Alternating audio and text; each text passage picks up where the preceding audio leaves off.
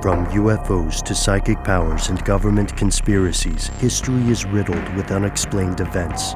You can turn back now, or learn the stuff they don't want you to know.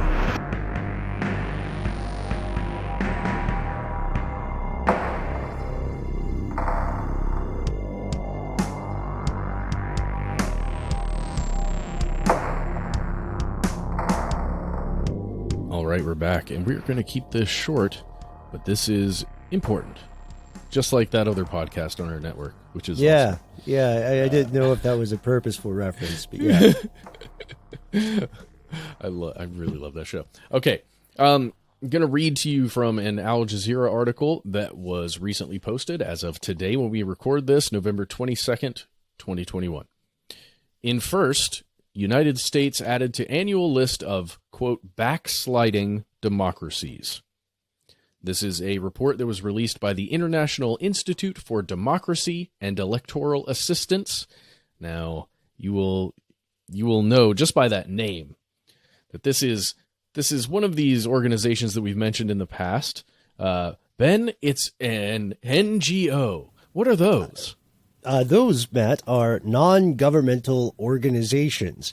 It's also an umbrella term. It's a very vague phrase. Not all of them are created equally. Their association in the West generally is something like these are not for-profit entities that are trying to make the world better in one specific way. However, not everybody shares that opinion, and they aren't all not shady. Correct. Is that a fair definition? It's fair as hell. So, this one in particular, you can go to idea.int. So that's their organization, then international.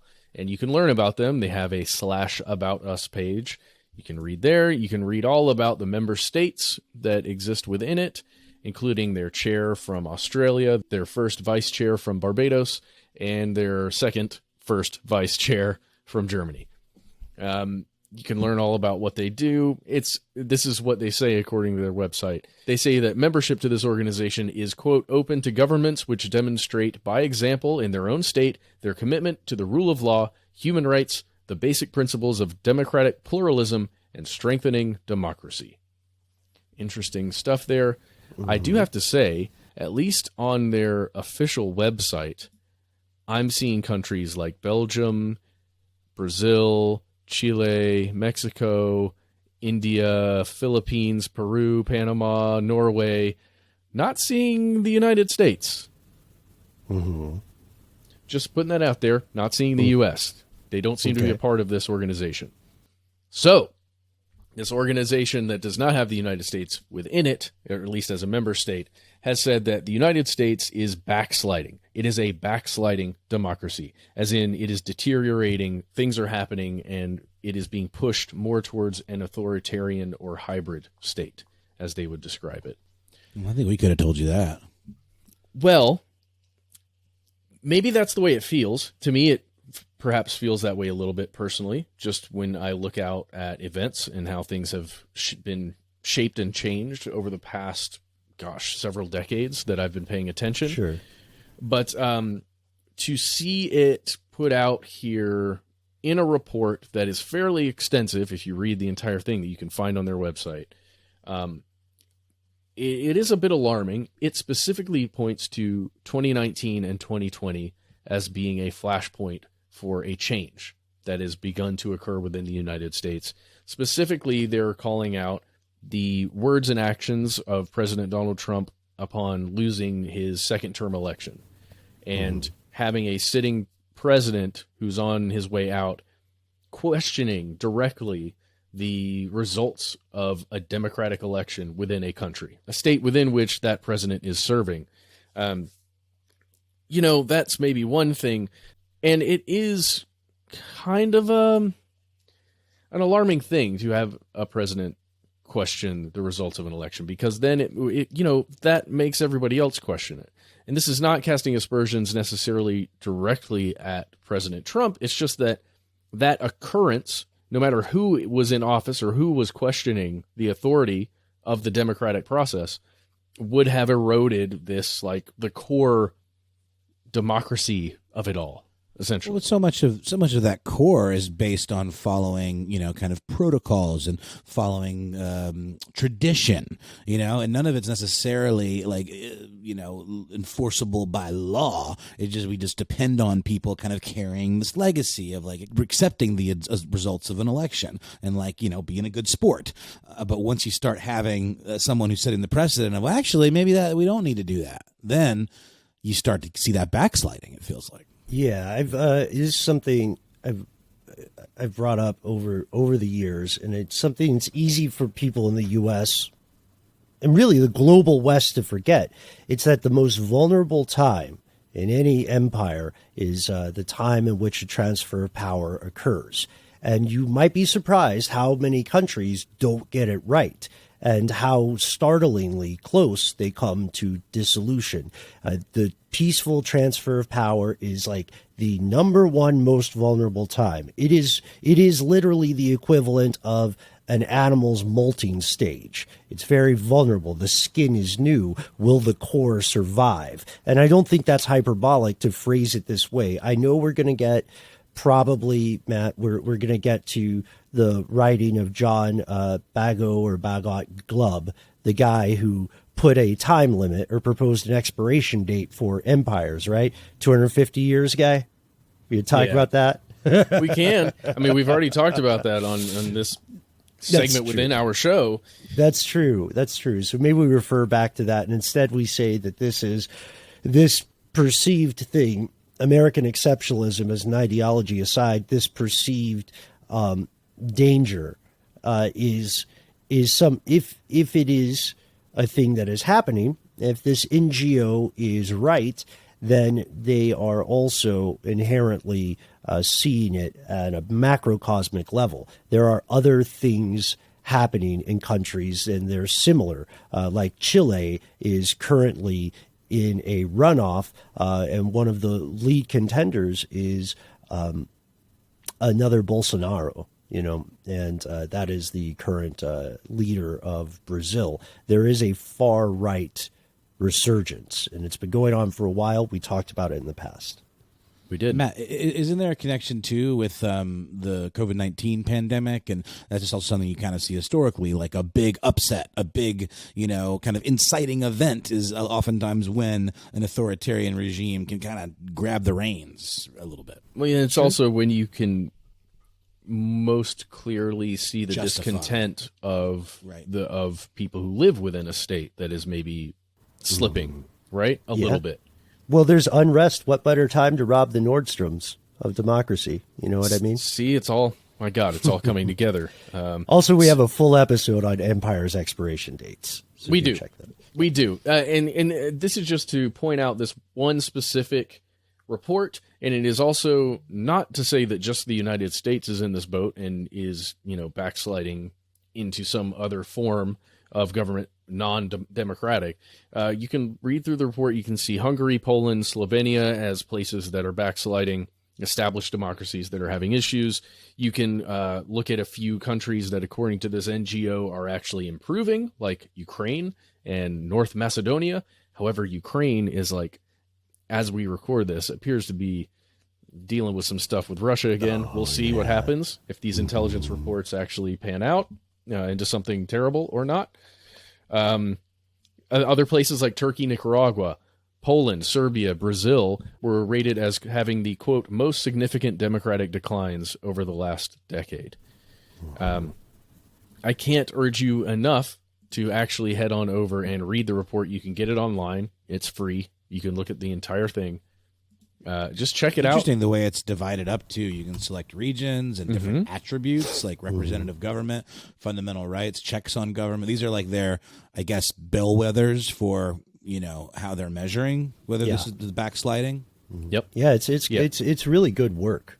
There are going to be people who say that it has inherent biases. Most works of humanity do. I don't know why that's like some sort of news or surprise. But sometimes that's a bad faith reaction too, because not everybody agrees on the idea that democracy is necessarily a good thing. There are a lot of people who think democracy, as it's sold to other countries, is really a Trojan horse for resource extraction. And as much as I hate to admit it, there is validity in that claim. And then, of course, there are other people who say fascism got a bad name and should get a, let's do it right this time. I don't agree with those folks. But those are those different viewpoints. It's important to say that not everybody agrees on the idea of democracy being the best thing since sliced bread. Or what's that other quotation? The least worst or the worst form of government. The reason it's important is that this, in theory, when democracy works, it gives you the right to have a problem without being black-bagged and disappeared. It gives you the right to show up and publicly, as long as you're not trying to harm people, say stuff like it's so weird. You'll see protests over like a reboot of a fantasy series that people don't like. And we don't like how they changed this, that, or the third about the characters. So we're going to protest the studio. And then you'll see other people who are protesting political decisions. You can't do that in every country. Like, people forget how powerful that is. Look at, and this is not to be xenophobic. This is certainly not to be nationalistic. In the U.S., which is far from perfect, there are a lot of things people take for granted. And one of those things is the fact that you can stand up and you can talk shit in public and you can still, live your life in many cases, as long as you're not saying like, hey, let's get together and burn down the so-and-so. That's not the case in many other places. Try that in Belarus, try that publicly in Beijing. Try that. See if the rules for Tiananmen Square today are the same as they were when the tanks rolled through. The answer is unfortunately yes. Jesus. So, starting off the week on a high note here, everybody. Check out, there's a Reuters article posted to yesterday, November 21st, 2021, titled "Democracy Slipping Away at Record Rate, Intergovernmental Body Warns." Just Fun. Really just puts the stuffing in the turkey for me. So... But again, like I'm saying, you're right. It is alarming to see this, but it's also stuff that we can kind of see with our eyes, and hear with our ears, and it's just like we are living in a historical time of unrest, and division, And I think a lot of what you're describing, Matt, is a manifestation of those divisions. It's all good, bro. Gaia's going to silence us all real soon. Oh, yeah, that Mother Earth sketch on SNL was pretty funny. Earth is a superorganism. That's another interesting episode. We'll see what happens. But I gotta say, as we're closing out, the world is ending for someone every day. There hasn't ever really been a peaceful time in human history since human history began. Important to remember. But it's been cool for some people at some points in time, just not everybody at once. And that's the goal. That's where, that is when you win the game, I guess. For now. When you get that shopping spree at Nordstrom. When you get that shopping spree at Nordstrom. Oh, geez. But for now, we're going to end today's segment. We've asked some questions that we would love to hear your take on. We'd love to hear your ideas about the future of crowdsourcing crimes through social media. We'd love to hear your passwords. Send along with a list of your fears, your mother's maiden name, the first car you drove, the city you're born in, the last 4 digits of your social, and the last 4 digits of your social, if you don't mind. And then tell us, in your opinion, the ideas of what a backslide from democracy is, what that means, how to combat it. Is it being alarmist? Is it accurate? And then also, last, and perhaps this is most important, when you order guacamole at a restaurant, should it come with chips or should it come by itself? Is it inherent in the purchase price that you are also getting chips? Not going to name names, but this is a matter of great importance.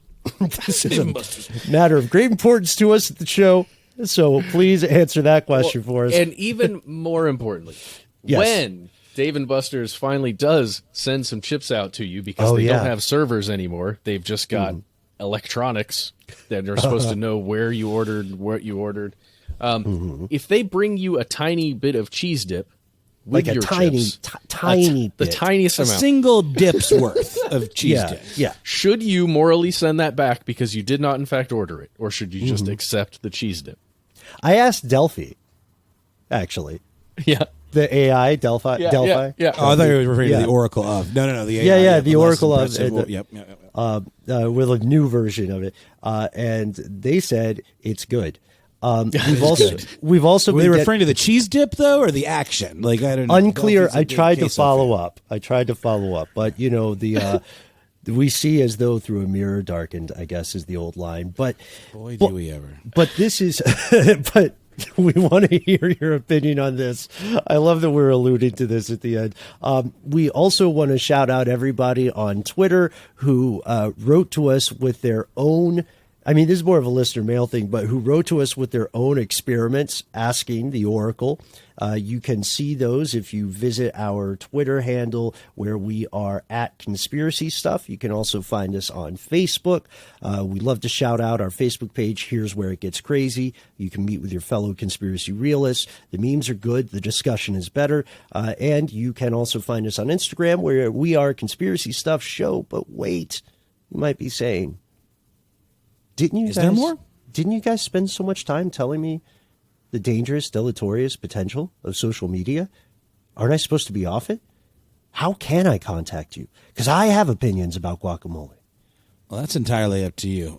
But if you wish, you may also contact us via a telephone, old school telephone kind of situation. You can, I think, even a rotary still works on it. It's 1-833-STDWITK. You can leave a message. You got 3 minutes. Let us know what to call you. Make up a cool nickname, first name, anonymous, whatever. We will respect your wishes, and most importantly, make sure you let us know if we can use your audio on the show.